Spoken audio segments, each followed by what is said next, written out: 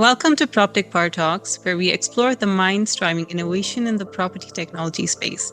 Today, I have the pleasure of speaking with Layton, Head of Operational Real Estate Research at Colliers.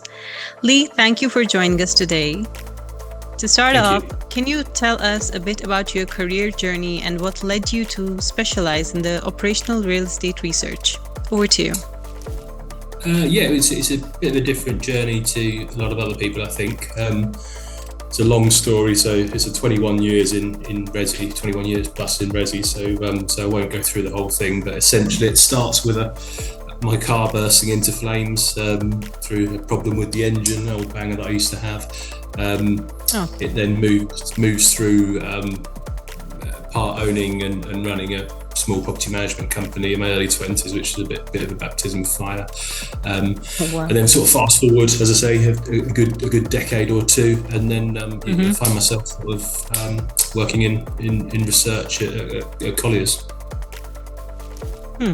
Wow, great. And what would your day-to-day duties entail? So today, for example, started off with a client breakfast. So I've been out schmoozing for an hour or so. We're currently working on quite a big strategy piece. So it's a head down day today. So we'll have my head down in the computer most of the day with my earphones on, writing that up. That's a strategy piece for a new entrance into the sort of living space. So BTR, CoLiv, and PBSA. That's a common report that we write is sort of day one dot, where do we need to do, what's the market look like, what do we need to do, and then we're finishing it off this evening actually. If we're using today as an example, we've got our end of year client sort of thank you dinner, so we've got a nice dinner booked in for the clients that have paid for our work over the year in the living markets. Wow, that's great. I would really like to know about the kind of research pieces you create for your key clients. And so it's everything and anything really. So we sort of pride ourselves on being client-led. We're not. What I didn't want to do when I came over is answer questions people weren't asking, and providing a lot of nice to knows rather than need to knows. So we're client-led. So we come across weird and wonderful bits of work. So we'll very much go out and say, right, this is our capability to a client. Where are the question marks in your business and how can we help, kind of thing. So that leads us on to doing sort of weird and wonderful work right through, stretching the boundaries of what's even considered to be sort of real estate in some cases with some sort of operational behavioural stuff and things like that. So we cover everything, but we're very much client-led. We want to add value rather than just have nice to knows. Customized research sounds incredibly valuable. Moving on to market insights, how would you describe the current state of the beds real estate markets? So a lot of the market when we talk about beds is obviously build to rent. It's a market that didn't really exist 10 years ago, 12 years ago. So a lot of it is built to rent. So we're dealing with sort of forward funds. So people finding money to actually build something, bring it out of the ground, and that's been tremendously tricky over the last sort of 2 years with build cost inflation and obviously cost of debt being a lot higher. So that's been tricky. So there's lots of demand. Lots of people want to get into it. It's a great the beauty of living markets is it's really forecastable. So this isn't like retail or to a certain degree logistics where behavioural change, something we can't see in years, might happen and everyone stops behaving in a certain way. Everyone sleeps in a bed at night and that's not going to change anytime soon. So it's really easy to forecast. So subsequently everyone wants to be in it. It's easier said than done though. So as I say, there are some challenges at the minute. That's quite an insightful overview.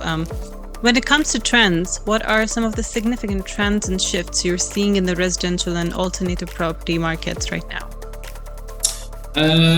So sort of the quite boring trends that we're seeing, I suppose, it's again coming back to the build to rent space. It's the first lot of kit being transacted. So as I say, this is a sort of 8-9 year old industry, and you're seeing that first lot of of buildings now being transacted. So standing stock, you call it.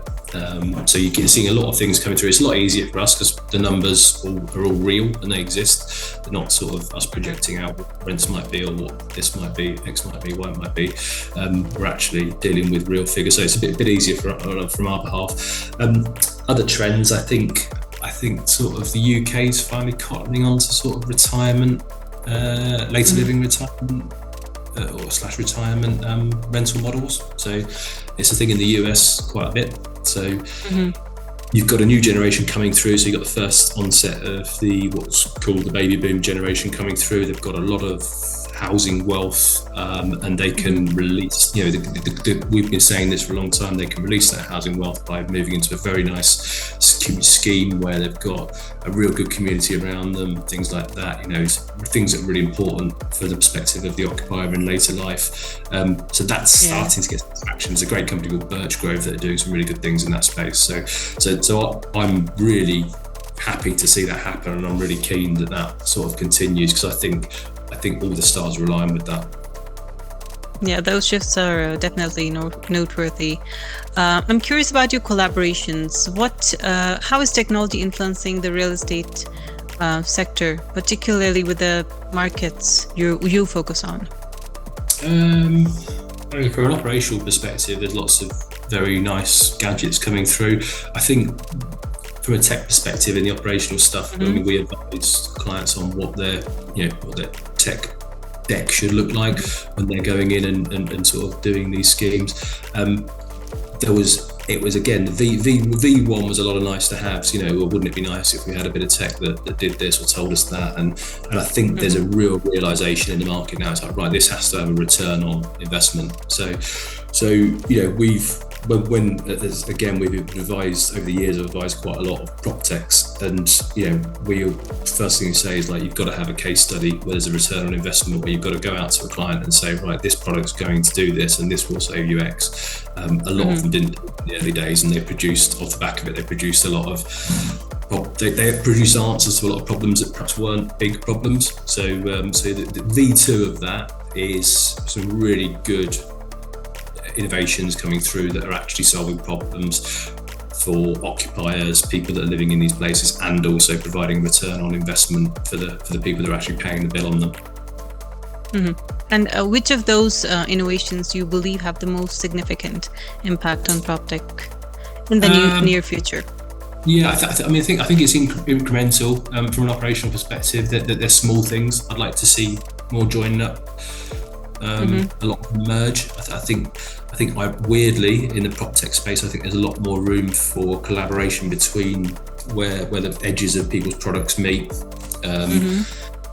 You'd think that would be a given, considering it's an innovative, that environment and the environment those from. But I think they could do a lot more than that, because with a client in mind, a client comes and says, right, there's a joined up product that's great. It sits there, you can easily plug it in. If one part of that goes down, we can replace it. But this kind of multi-contract thing where operators will have loads and loads of contracts on various different things, one goes down, it creates a problem in the process, or one goes bust or whatever. So there's definitely room to work together. That's what I would say, is just encourage people to just bring down the barriers and really start working together and going out to clients from an operational, going out to clients with a joined up offer. From our perspective, of course, there's two parts of PropTech that touch us, and then it touches us as a business as well. So from my perspective, it's always data. Again, version 1 of PropTech in supplying advisors such as ourselves was basically data aggregators. We're pretty rough around the edges, data aggregators. And again, it was that sort of, does it save us any time? Yes or no? And in a lot of cases, it probably wasn't saving us much time. So we're seeing a second iteration of that again. Obviously, without going on about it, AI is cutting out a lot of the grunt work. I think if AI doing what I do, I think if AI takes a lot of your job, you shouldn't have been charging for it in the first place, because it's what we do is really niche. It's nothing that I think can be replaced by AI any time soon. But if all you're doing is just pumping out pretty dry stuff, then that can be covered off quite easily with AI, which is great, because people can get their normal market reports out to them, done in a cheaper and more cost-effective way. But when you're actually offering sort of value-add advice, this isn't something that touches our business, that area of our business, unfortunately, or fortunately. Depends how you look at it. The future certainly looks promising. Speaking of the future, what are your predictions for the future of the operational real estate sector? I think it's more of the same, really. Like I said, I think it's bigger. I mean, it's again, talking about beds specifically, it's so early days still here. BTR is less than 3% of the PRS, the private rental sector. So there's a huge investable world. I think there's obviously, we're already seeing a diversification of product. A lot of the product was very much top end in the early days. I think you'll see that. We're certainly seeing the mid-market property coming through. An understanding of what people actually want in these homes as well. So there was, early days was all bells and whistles and things being put into these rental accommodations. We now have evidence to suggest, people don't actually use that. They don't use that, or they do use this. So the modern incarnation of it is very much slicker, and it's very much tuned into what people actually want and use. So a continuation of that, and then looking out a bit more bonkers in terms of what it's very old hat now in PropTech world, but fractional ownership. It's got to come at some stage. I think it will. When you think about it, it's really got to come down the track at some point. I mean, I started talking to people that were doing that probably 8-9 years ago maybe, and it was always a 3-year thing. 3 years we're going to be doing this and that and the other. And it's always been 3 years. So every year it's still 3 years away. So it will happen. Whether it happens by the time I'm still working in real estate, I don't know. But it makes sense that some fractional ownership has a place in real estate. The liquidity of it. I think there's some dangers with very low level, the very entry level of owning a home and it being fractional. I think some dangers with that. So they need some safeguarding around that, so that someone can't go out and bet 20% of their house on a horse in a race or something. So there needs safeguarding around the lower end. But in our worlds, I think that kind of fractional ownership, it's had at least half a dozen false starts at the minute, but it makes sense. It's going to happen at some point. So I'm excited to see that. But that's one of the probably things I think that on a very sort of tech level, That's quite the forecast. And considering the role of research, how do you see the role of research evolving in the real estate industry over the next decade? It's exactly what I sort of touched on, really. I think what we do, we don't put out many reports. We deal with clients, that's been a conscious thing for us to do. We don't want to, because ultimately, the client pays the wages that comes in. So we want to be able to offer them something that actually adds value to them, rather than public pumping out a lot of information that is consumed by the great and good. So I think it's going down that route, especially with what we're getting asked to do. We're getting asked to go deeper and deeper into operational models. So we're being asked to look in absolute granular detail at big, large platforms that have got right down to what's happening in the guest suite. Is there a good return on investment there, or so right up to sort of branding level. So it's all the way through it. Advice. So that's how it's going, and that's how we see it going. Colliers, we're consciously doing more work like that. We're consciously gearing up the business or our side of the business to do more work like that. And that's the future. We're going to have to offer some really deep value add advice, and that merges with research. It's the dark old days were researcher down in the basement and they're pumping out some pretty dry stuff. As I mentioned earlier, AI can do all that now. So we need to be able to offer value. And again, from a selfish perspective, having come up through the way I have, sort of actually doing the thing that I write and talk about, then I think that sort of positions us pretty well for going forward and actually offering advice that people get a return on. Well, that's fascinating. For those who are looking to enter the field, what advice would you give to someone looking to start a career in real estate research? You've got to have an inherent curiosity, I think. Otherwise, you just won't enjoy it. If you like sitting on spreadsheets and producing spreadsheet versions of the world, I don't think that industry will be there for you by the time you come into the hiring world. So yeah, you've got to be curious. A really good example, I was speaking at another PropTech event last year, and one of the guys that was working there, just he's a student, obviously doing